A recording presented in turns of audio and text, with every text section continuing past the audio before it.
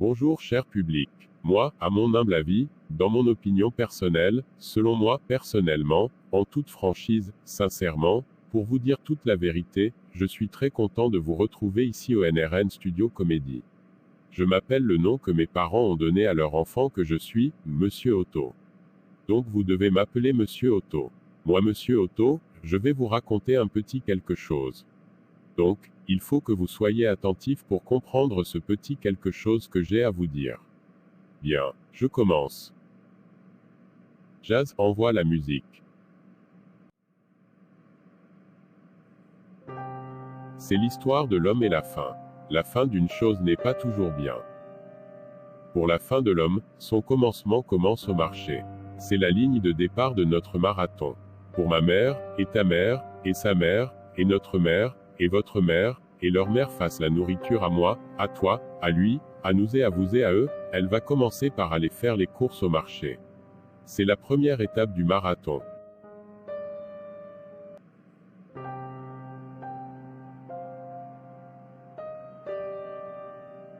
Ok d'accord, donc je peux continuer mon histoire. Après avoir marché, maman va dans la cuisine pour commencer à préparer la nourriture. C'est la deuxième étape du marathon. Après être arrivée à la cuisine, elle commence à organiser ce qu'elle a acheté et se préparer à la préparation de la nourriture. C'est la troisième étape du marathon. Après la préparation des aliments achetés au marché, maman engage la cuisson. C'est la quatrième étape du marathon.